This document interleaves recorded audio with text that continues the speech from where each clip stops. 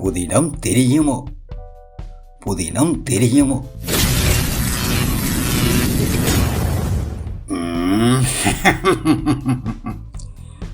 யார் வாரது? யாரது வாரது? அட தம்பியே, கனகாலத்துக்கு பிறகு வார பவளம் தம்பி வந்திருக்கு. ஓமம் வாரன். தம்பிக்கு தண்ணி வெண்ணி கொடு பவளம். தம்பி விடுவிக்கப்பட்ட பலாளி வீதி குறித்து உதயம் பத்திரிகை ஆசிரியர் தனது ஆசிரியர் தலைப்பில் நல்லாத்தான் அலசி இருக்கிற. அதை ஒருக்கா புதினத்துக்கு பிறகு எங்கட புலம்பெயர் உறவுகளின் பொருட்டு ஒருக்கா வாசிச்சு காட்டுடா தம்பி. அங்கத்தை இயந்திர வாழ்க்கையில் எங்க உந்த பேப்பர் களஞ்சிகளை அதுகள் பார்க்க போகுதுகள். ஓம் ஐயா, முதலில் புதினத்தை சொல்லுங்க, கேட்டு போட்டு வாசிக்க. சரி ஐயா.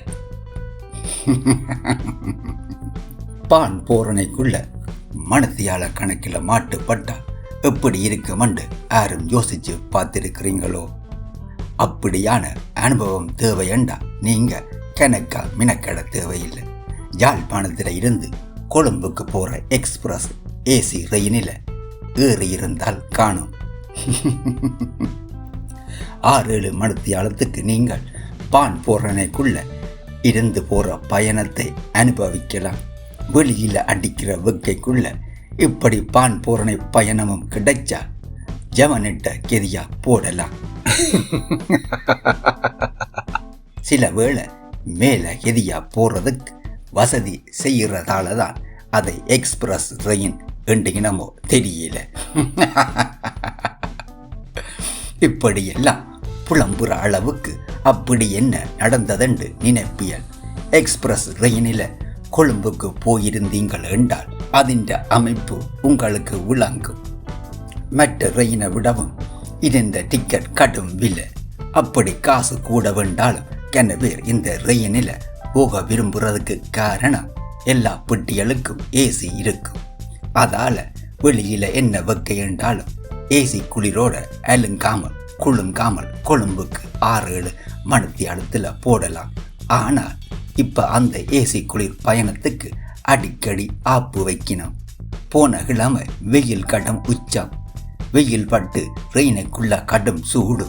யாழ்ப்பாணத்தில் இருந்து மத்தியானம்தான் இந்த ரெயின் வெளிக்கிடுறது. கொழும்புக்கு போற ஆட்கள் ரெயினுக்குள்ள ஏறி இருந்தால் வெளியில இருக்கிறதை விட உள்ளுக்க கடும் வெக்க. சரி, ரெயின் வெளிக்கிடத்தான் ஏசி வேலை செய்யுமாக்கும் என்றும் அவையும் பேசாம இருந்துட்டினாம். ரெயின் ஓடுது ஓடிக்கொண்டே இருக்குது. ஆனா ஏசி மட்டும் வேலை செய்யவே இல்லை. சனமும் எவ்வளவு நேரம்தான் பொறுமையா இருக்கலும்.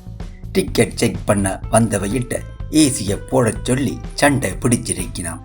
அப்பத்தான் ஏசி பழுதண்டும் கொழும்புக்கு போற வரைக்கும் இப்படியே அவிஞ்சு கொண்டுதான் போகணும் என்றதும் அவைக்கு தெரிய வந்திருக்குது.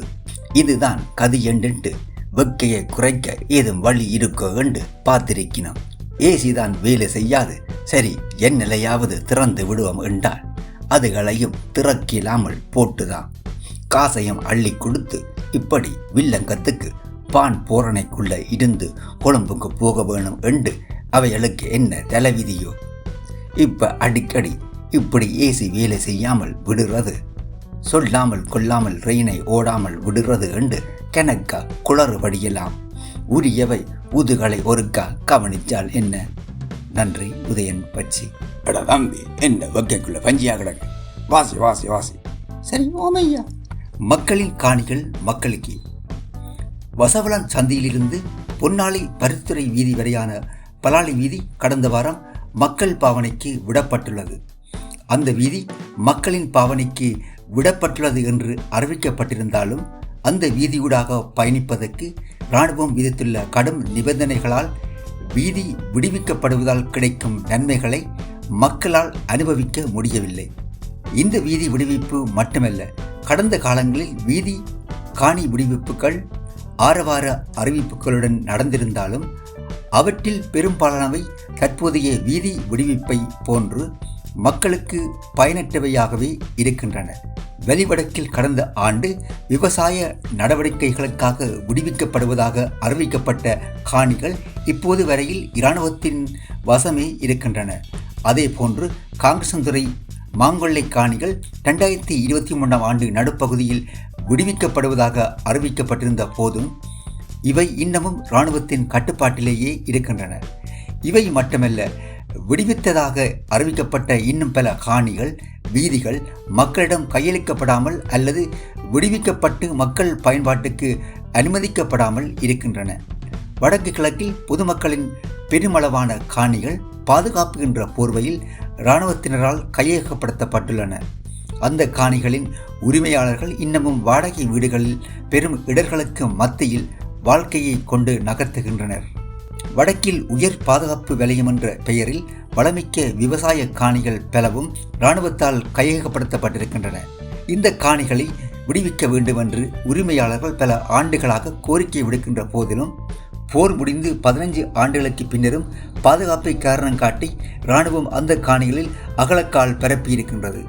அரசாங்கம் காணிகள் விடுவிப்பு அறிவிப்புகளை வெளியிட்டாலும் இராணுவம் அந்த காணிகளை மக்களிடம் மீள கையளிப்பதற்கு பின்னடிக்கின்றது. காணிகள் விடுவிக்கப்பட்டதாக அறிவிக்கப்பட்ட பின்னரும் கூட ஏதேனும் சாக்குப்போக்குகளை கூறி அந்த காணிகளில் தொடர்ந்து நிலை கொள்ளவே இராணுவம் முயற்சிக்கின்றது. இந்த காணிகளை பாதுகாப்பு காரணங்களுக்காக கையகப்படுத்தி வைத்திருப்பதாக இராணுவம் கூறுகின்றது. ஆனால் இந்த காணிகளில் விவசாய நடவடிக்கைகள், தொழில் நடவடிக்கைகள், தொழிற்சாலைகள் என இராணுவத்தினர் பல வருமான மார்க்கங்களை கட்டமைத்துள்ளனர்.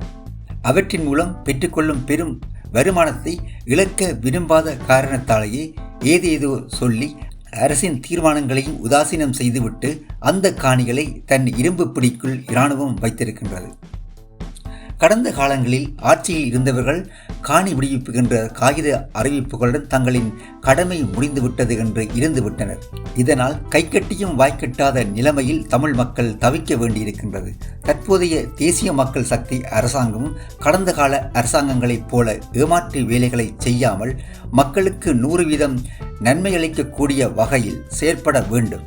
தற்போதைய அரசாங்கத்தின் காலத்திலும் கடந்த அரசாங்கங்களின் காலத்திலும் விடுவிக்கப்பட்ட மக்களின் காணிகள் மக்களிடம் 100% கையளிக்கப்பட்டுள்ளனவா என்பதை ஆராய்ந்து அவ்வாறில்லை எனில் அவற்றை மக்களிடம் மீளக் கையளிப்பதற்கான நடவடிக்கைகளை எடுக்க வேண்டும். இனியும் பாதுகாப்பு என்று பூச்சாண்டி காட்டிக் கொண்டிராமல் மக்களின் காணிகள் மக்களுக்கே என்ற கொள்கையின்படி அரசாங்கம் நடக்குமா? நன்றி. உதயன்.